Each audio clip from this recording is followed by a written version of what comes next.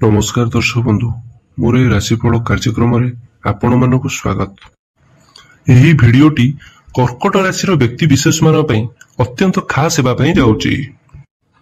काहेकि ना आमे ए मास नुहे केवल गोटे मास नुहे 2 मास नुहे 3 मास नुहे 4 मास नुहे आगामी 6 मास 8 मास पर्यंत आपनको जीवन रे कोन घटिबा पई जाउची तारीख समेत खास करिकी ग्रह मानकर परिवर्तन एवं आपनको जीवन रे क्यों तारीख रे अधिक सफलता मिलवा को जाउची से विषय रे आलोचना करा जिवो ए वीडियो रे।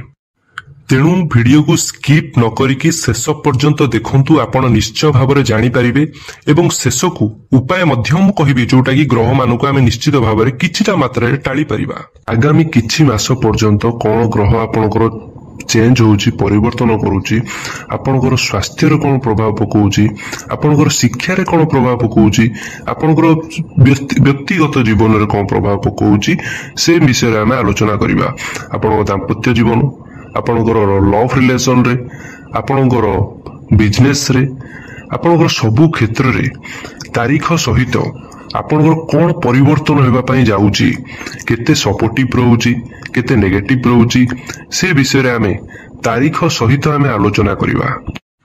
काहे कि ना गुरुंकर परिवर्तन अछि शनि मध्य मार्गी हेबा पई जाउचंती शुक्र बुध एवं सूर्य तीनोटी एक ग्रहंकर परिवर्तन मध्य हेबा पई जाउची। मंगल को परिवर्तन मध्य अछि आम जीवन उपरे किछि ना किछि निश्चय भाव प्रभाव पकेबा पई जाउची।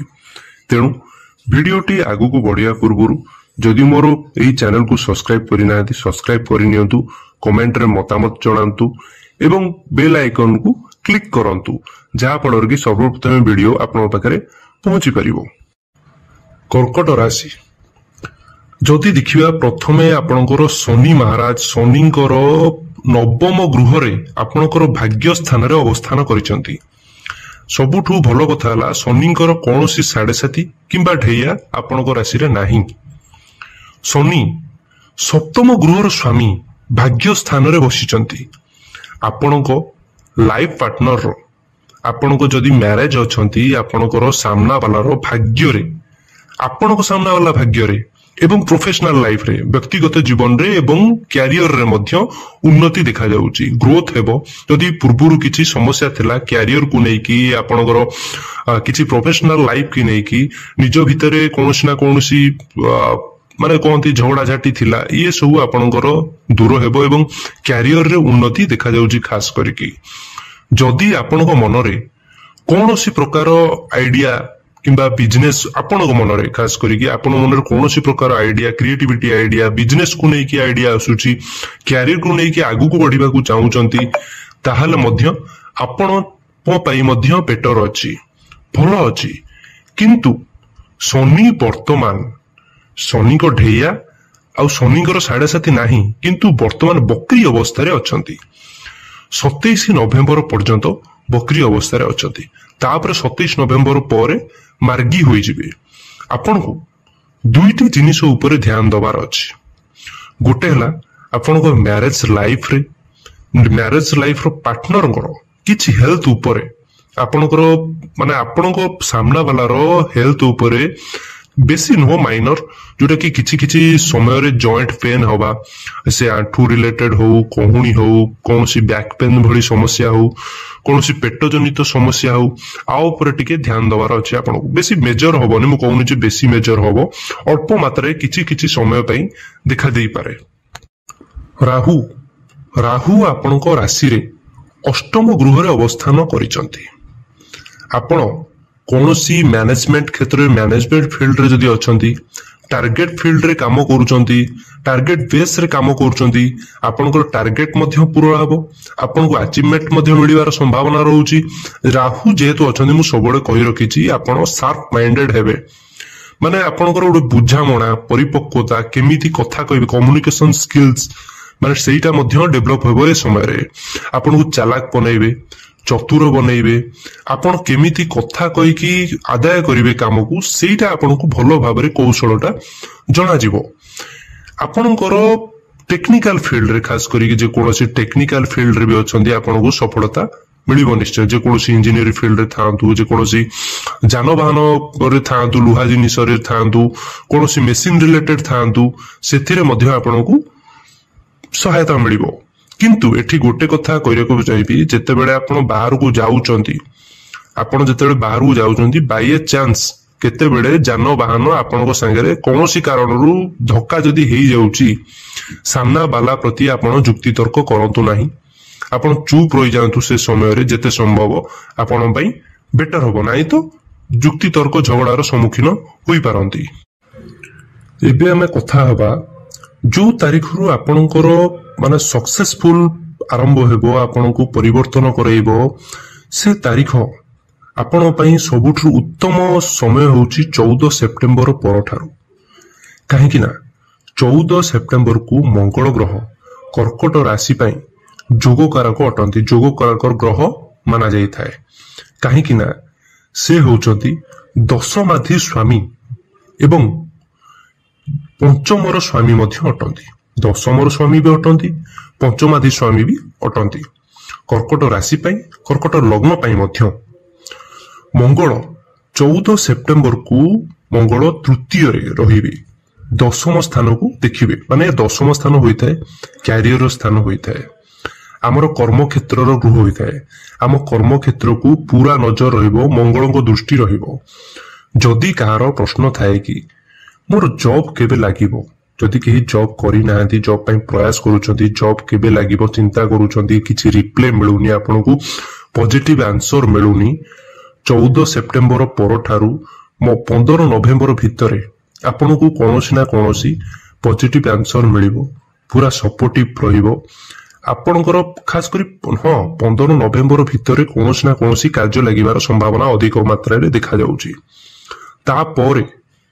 तापरे मंगल जेबे केंद्र को आसीबे सेंटर पॉइंट को आसीबे आपनको स्ट्रेंथ प्रदान करिवे आपनको भितर स्ट्रेंथ आसीबो स्ट्रांग बनैबे आपणकर कॉन्फिडेंट लेवल आपणकर जोटा की दायित्व आपण नबाकू डरुथिले कोनोसी प्रकार दायित्व आपण नबाकू डरुथिले से समय रे दायित्व मध्ये आपण भलो भाबरे तुलैबे।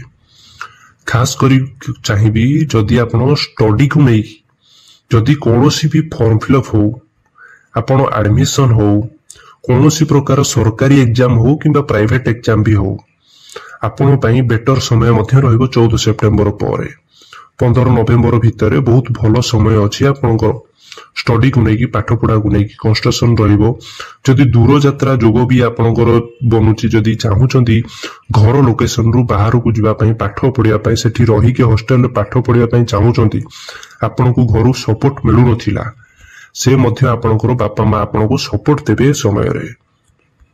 ई पीरियड जदि देखिबा आपण पे गोटे गोल्डन पीरियड बनिबो आपनको सबु किछि मिलिबार संभावना देखा जाउची। काहे कि ना मंगल केंद्र को आसीबे जोठी हमर राशि रो स्वामी केंद्र रे थांती हमकु सबु प्रकार सुविधा प्राप्त होई थाए। एटा ग्रह गोचर रो कथा ग्रह तो आपनको सपोर्ट दउची।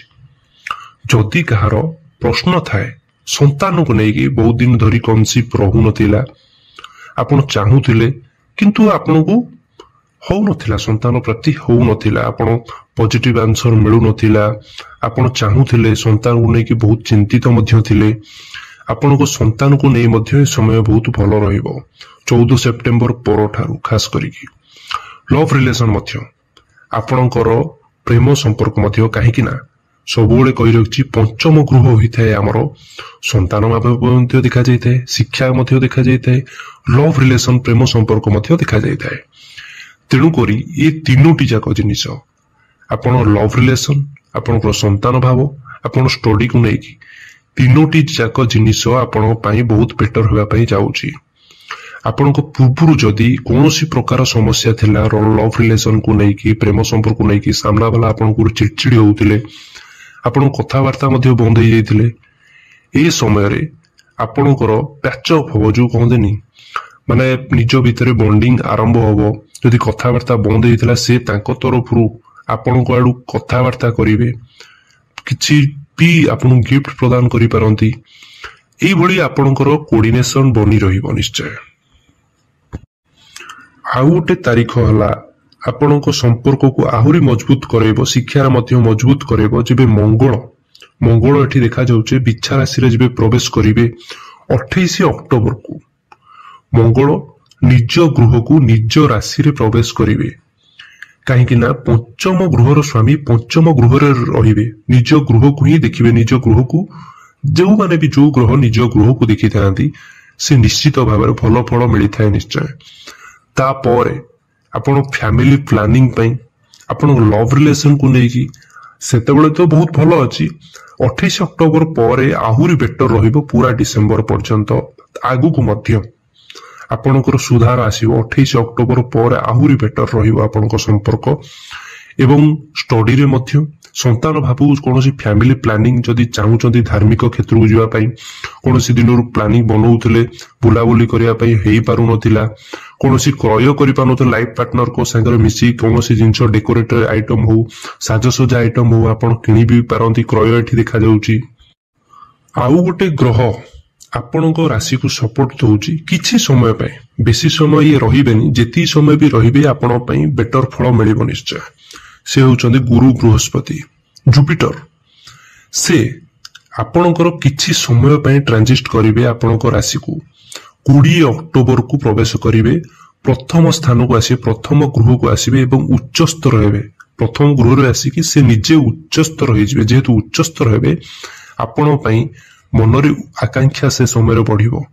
କିଛି ଡ୍ରିମ୍, କିଛି ସ୍ୱପ୍ନ ଆପଣ ଭାବିଥିବେ, ଆପଣ ଅଧିକାଂଶ ଆପଣଙ୍କର ବଢିବ। କୌଣସି ଯାନବାହନ ହଉ, ଆପଣଙ୍କର ଗୃହ ନିର୍ମାଣ କାର୍ଯ୍ୟ ହଉ, ଯଦି କିଛି ଭାବିଥିବେ ଆରମ୍ଭ କରିବା ପାଇଁ ସେ ସମୟରେ ଆରମ୍ଭ ମଧ୍ୟ କରିପାରନ୍ତି। ସେ କିଛିଟା ସମୟ ଆପଣଙ୍କ ପାଇଁ ବହୁତ ଭଲ ଫଳ ମିଳିପାରେ ନିଶ୍ଚୟ। 20 ଅକ୍ଟୋବରରୁ 11 ନଭେମ୍ବର ପର୍ଯ୍ୟନ୍ତ ଗୁରୁ ରହିବେ ପ୍ରଥମ ଗୃହରେ ଏବଂ ଉଚ୍ଚସ୍ତର ହେବେ। ସେ ସମୟରେ ଆପଣଙ୍କର ସ୍ୱପ୍ନ କିଛି ନା କିଛି ଫୁଲଫିଲ୍ ହବ କିମ୍ବା ଅଧିକ ଆକାଂକ୍ଷା ଆପଣଙ୍କ ମନରେ ବଢିପାରେ। ସେ ସମୟରେ ଏଇ ମାସରେ ମାନେ ଆପଣ ତା ପରଠାରୁ ସେପ୍ଟେମ୍ବର ମାସ ପରଠାରୁ, ସେପ୍ଟେମ୍ବର ଖାସ କରି ସେପ୍ଟେମ୍ବର 14 ପରଠାରୁ କହିବେ ମୋର କେବେ ଭଲ ସମୟ ଆସୁଛି, କେବେ ମୋ ପାଇଁ ବେଟର ରହିବ। ଆପଣ ପାଇଁ ବେଟର ସମୟ ରହିବ 14 ସେପ୍ଟେମ୍ବର ପରଠାରୁ ଖାସ କରିକି ଭଲ ସମୟ ଆରମ୍ଭ ହେଇଯିବ। କୌଣସି ପ୍ରକାର ଶୁଭ କାର୍ଯ୍ୟ, ମାଙ୍ଗଳିକ କାର୍ଯ୍ୟ, ଆପଣଙ୍କର ଯେମିତି କହିଲି ଗୃହ ନିର୍ମାଣ କାର୍ଯ୍ୟ ଆପଣ ଯଦି ଚାହୁଁଥିଲେ ଆରମ୍ଭ କରିବା ପାଇଁ ହେଇପାରୁନଥିଲା, ବହୁତ ଦିନ ହେବ ପଡି ରହିଥିଲା, କୌଣସି ପଇସା ପତ୍ର ଯୋଗାଡ଼ ମଧ୍ୟ ହେଇପାରୁନଥିଲା, ସେ ସମୟ ଭିତରେ କେମିତି ବି ହବ ଆପଣ ଜାଣି ବି ପାରିବେନି। କୋଉଠି ବି ହଉ, କେମିତି ବି ହଉ, ଆପଣଙ୍କୁ ଉଦ୍ଧାରି ଯଦି ଥିବ ଉଦ୍ଧାରି ବି ମଧ୍ୟ ଆପଣ ସୁଝି ପାରିବେ। ସେ ସମୟରେ ଦେଖାଯିବ। ଭାଗ୍ୟ ମଧ୍ୟ ଆପଣଙ୍କୁ ଏ ସମୟରେ ଅପରଚ୍ୟୁନିଟି ଆଣିବ। କୌଣସି ନା କୌଣସି କ୍ୟାରିୟରକୁ ନେଇକି, ଆପଣଙ୍କର ଭାଗ୍ୟକୁ ନେଇକି କିଛି ନା କିଛି ଅପରଚ୍ୟୁନିଟି ନିଶ୍ଚିତ ଭାବରେ ଦେଖାଯାଉଛି ଏଠି। ପ୍ରତିକାର କଣ କରିବେ, ଯୋଉଟା କି ଆମର କିଛିଟା ମାତ୍ରାରେ ଯଦି ବି ଆମ ମନ୍ଦ ଗ୍ରହ ଆସିଥାଏ ଆମେ ନିଶ୍ଚିତ ଭାବରେ ଏଡେଇ ପାରିବା। ଆପଣ ଚନ୍ଦ୍ରମାଙ୍କ ବୀଜ ମନ୍ତ୍ର ପାଠ କରନ୍ତୁ, ଆପଣ ପାଇଁ ବେଟର ହବ। ପ୍ରତ୍ୟେକ ସଜେସନ ମୁଁ ଦିଏ କି ହନୁମାନ ଚାଳିଶାର ପଠନ କରନ୍ତୁ। ଆମ ଶରୀର ଉପରେ, ଆମର ଜ୍ଞାନ ଉପରେ, ଆମର ଭାଗ୍ୟ ଉପରେ ନିଶ୍ଚିତ ଭାବରେ ପ୍ରଭାବ ପଡିଥାଏ। ଏବଂ ସୂର୍ଯ୍ୟଙ୍କୁ ଜଳ ଅର୍ଘ୍ୟ ପ୍ରଦାନ କରନ୍ତୁ। ଯଦି ପାରୁଛନ୍ତି ତମ୍ବା ପାତ୍ରରେ ଜଳ ଅର୍ଘ୍ୟ ପ୍ରଦାନ କରନ୍ତୁ ଏବଂ ପିନ୍ଧିଥିବା ବସ୍ତ୍ର ଓଦା ହେଇଥିଲେ ଆହୁରି ମଧ୍ୟ ଆପଣଙ୍କୁ ବେଟର ହବ। ତେଣୁ ଦର୍ଶକ ବନ୍ଧୁ, ଏ ଥିଲା ଆପଣଙ୍କ ରାଶିରେ ଆଗାମୀ କିଛି ମାସ ପର୍ଯ୍ୟନ୍ତ ଆପଣଙ୍କ ଜୀବନରେ ତାରିଖ ସହିତ କଣ ଆପଣଙ୍କ ଜୀବନରେ ପରିବର୍ତ୍ତନ ଘଟିବ ଏବଂ କେତେ ସପୋର୍ଟିଭ ରହିବ, କେତେ ନେଗେଟିଭ ରହିବ, ଏ ଭିଡିଓରେ ଆମେ ବିସ୍ତାର ସହିତ ଜାଣିଲେ। ଆପଣଙ୍କୁ ଏ ଭିଡିଓଟି କିପରି ଲାଗିଲା ଆପଣ ମନ୍ତବ୍ୟ ଜଣାଇବେ କମେଣ୍ଟରେ। ଆପଣଙ୍କୁ ଯଦି ଭଲ ଲାଗିଥାଏ ନିଶ୍ଚୟ ଭାବରେ ସେୟାର ନିଶ୍ଚିତ କରିବେ। ଆଉ ଯଦି କେହି ସବସ୍କ୍ରାଇବ କରିନାହାନ୍ତି ଏପର୍ଯ୍ୟନ୍ତ ସବସ୍କ୍ରାଇବ କରିନିଅନ୍ତୁ ଏବଂ ବେଲ୍ ଆଇକନକୁ ଦବେଇ ଦିଅନ୍ତୁ, ଯାହା ଫଳରେ ଆପଣଙ୍କ ପାଖରେ ସର୍ବପ୍ରଥମ ଭିଡିଓଟି ପହଞ୍ଚି ପାରିବ। ଜୟ ଜଗନ୍ନାଥ।